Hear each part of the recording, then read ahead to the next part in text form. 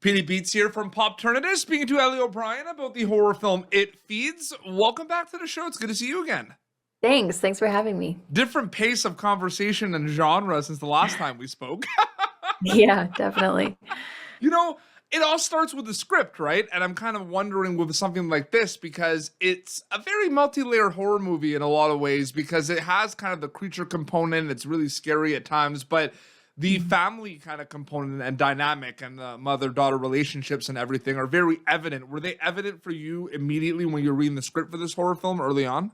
Yeah, I think when I first read this, I remember I was in Scotland where I grew up, like staying with my grandma, who I was always very close with, and I think like mother-daughter relationships had kind of been in the forefront of my mind. So when I read the script, it stood out to me as just being really different than any horror movie I'd ever seen or read or yeah, and I think that does come down to like a lot of the psychological makeup of the characters is actually, it's on the page. Like we get to see Yeah. it as the audience, and that doesn't often I feel like most of the times we rely on, metaphors and things like that in horror to try and get across what we're saying. And here it's a little bit more psychological in that what we're talking about is evident. It's a real life and it's on the page. It's very different than anything I've seen. Yeah. That script to screen journey, because so much happens, like you read this and then you see it kind of come to life when you go to production. But like, I guess it depends on, the style of your preparation, but do you like visualize a lot while you're reading something on the page? Or is that something that you really kind of want to sink your teeth in when you get to production for something like this? Yeah, I guess that's a good question. I think I had an idea reading it of what I thought things were going to be, and then I would get to set every day and just be like, "Oh, that absolutely kind of surpassed everything that I thought." Like for example, the creature, I had a vision in my mind, and then when I met Brooklyn, who plays the creature, which is funny because she's like this little tiny little blonde girl and she's so polite and so cute and so kind. And then she's playing this like demon from the pits of hell. So when I actually met her and saw her, it's all practical. She was standing in front of me and I'm like, wow, that is fucking crazy. Like it does really surpass a lot of what I visualized having read it. But I guess like generally for the character, I I don't visualize too much. I try and let things just come as they are. Yep. And that was a big help for It Feeds because it was a very visual, very interesting film. Oh, Yeah. absolutely. It's all storytelling at the end of the day, but I'm kind of curious for you. Like, how separate are past projects, past journeys compared to something like It Feeds or like vice versa? Like, do you bring mindsets or preparations to something like My Life with the Walter Boys to something like It Feeds? Or like, do you bring those projects to a future project? Or are they completely separate once you wrap them, like mindset wise? Hmm. I do think I still consider, I mean, I've been acting since I was a kid, and as much as it's been, I think like 12 years since I started, I still consider myself very green and young. Like I'm still learning every time I go to set. I think probably most people feel that way, but so because of that, I think I learn something new every time and I take it with me. And for a film like It Feeds, I would consider myself more at home in that genre than something like, My Life with the Walter Boys, which is a little bit lighter and my Yeah. character is very A little bubbly. bit, a A little little. bit, right? Yeah. Yeah. Oh, my character, she's so fun and Of like she course. Yeah, doesn't yeah, see yeah. the dark side in anything. But I'm not really like that. I'm probably more like Jordan in this film. Yeah. It Feeds. So I consider myself more at home here in this genre. I think that there's lessons to be taken from everything, Yeah. but I think that the challenge for me is trying to contextualize yourself Mhm. in the genre because I think there's a habit, well, at least I have this habit where I'm like, well, I just want to sit in the truth and just be an actor and not think about anything but Mhm. beyond what's true within the scene. But there Yeah. are things to consider when you're in a horror movie. You know, people don't always.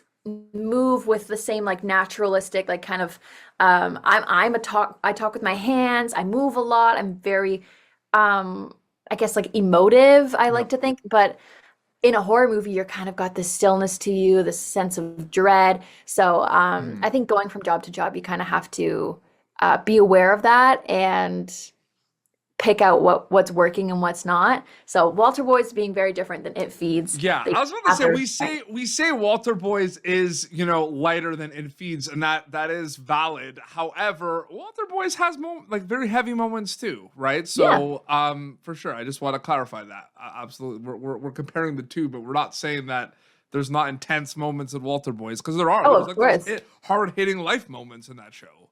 Yeah, Um, like I think it's more, it's like w w when you're a teenage girl, Walter Boys is the dark parts of what you're mhm. going through. Like it can't, it really, like they are all the same in that way that you're just being a human going through something and like trying to figure something out. So I Yep. guess that's the total through line Yep. and something that I try and just keep in mind. One Yeah. of the things that I was always interested in when I started Popternative, and you know, I'm making films as well now, is I really get interested in the conversations that kind of happen with the actors and creatives to lead to some of our favorite kind of shots or moments of certain movies when we actually watch them. And I find it interesting because those conversations can be, you know, heavier at times depending on the team and the project, right? You can have a lot of those conversations before you go to camera. You can have them on the day before you go in and do that.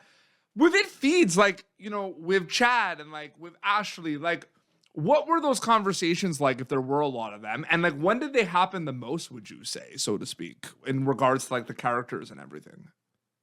Yeah, we did a lot of that right before we started filming. Mhm. So we had a good little Zoom chat when just before Ashley had gotten to Canada. Mhm.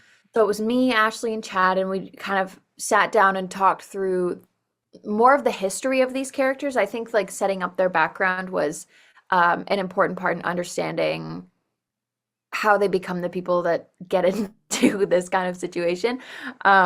So we talked a lot about, yeah, their history and Jordan's relationship to Cynthia and vice versa. That's my character and Ashley's character. So yeah, it was just kind of a lot of setting up the nitty-gritty details of the background so that we could jump into it and kind of have a full picture of these people. Chad is a director that he's also the writer, obviously, so Yep. he has a lot of idea, or not even ideas, just like he knows these characters. So Mhm. I feel like most of the time, you know, when you're playing maybe a smaller character on a show or a movie or maybe one that's a little bit, you know, faster and you're just trying to film the whole thing. Um, I at least as an actor find myself going, okay, and like this character's favorite color is green, and like she's an And Aries, what and I music does pick she up this, listen to? Like everyone does the right. playlist too, Yeah, right? totally the playlist, always the playlist. So you kind of like make it up yourself Yep. and just take it as fact. Mhm. Um, but Chad does know this character's favorite Mhm. color, and he does know like what her Starbucks order is. You know, like he actually does have all those details. That's great. Yeah. That's awesome. So it was really nice to like sit down and ask him about those things and feel like it's not just in your head and Mhm. that these things actually can be taken as fact and you can run with them and not have to worry about changing it later. Yeah. Um, Yeah. so yeah, that was different than anything I'd ever done with it, like in terms of those kind of pre-shoot chats. Mhm. So it was unique. Yeah. It's interesting because, you know, both you and I are fans of horror movies. Like we like watching them.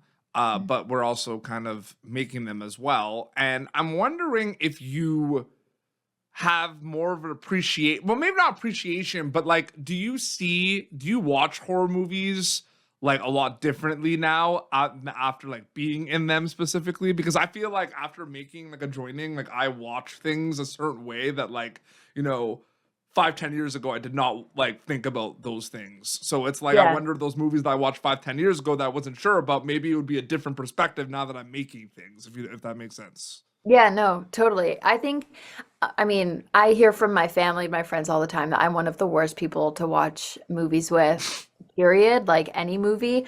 I think I find myself very aware of the process, sometimes to the point where I can't actually enjoy things. I Mhm. think horror is one of those where I like it does if anything's going to distract me from thinking about, oh, I wonder what that rig was or whatever, just from my film school days when I was doing that, then it is going to be horror because it is so visceral Mhm. and um, it puts you in your body a lot so that you kind of turn your brain off.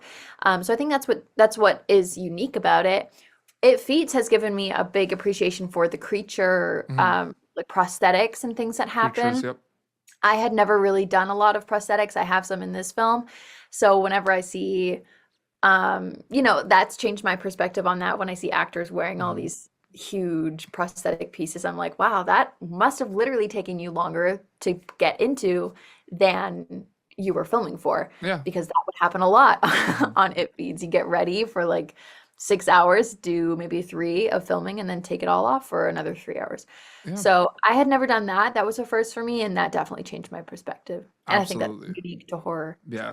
And super quick, congrats on wrapping season 2 of My Life with the Walter Boys. Yeah. That's really, really exciting. I know I'm sure it's going to be asked a lot. We're going to get season 2 whenever we get season 2, but it must have been really cool to get back with everyone after that, right? Like it felt like a little reunion.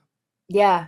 We'd really been gone for a while, it felt like. So it was good to get back and be back in Calgary. I just love Calgary so much. It's really a great city to live in with your friends, I feel. So yeah, I'm like already itching to be back. And it's only been what, 4 months since we wrapped? Yeah. 5 months? Mhm. But yeah, I can't wait for people to see it. I think it's very much got the essence of the show still, but a lot of things are kind of ramping up, which I love to see. So I think people will like it. Absolutely. And they can watch it. It feeds after its incredible world premiere at Panic Fest. People are going to be able to go see it feeds in theaters, and there's going to be all that fun stuff on demand, Yeah. digital, all that stuff, which is awesome. Ellie, so great catching up. Thank you so much for coming back on the show.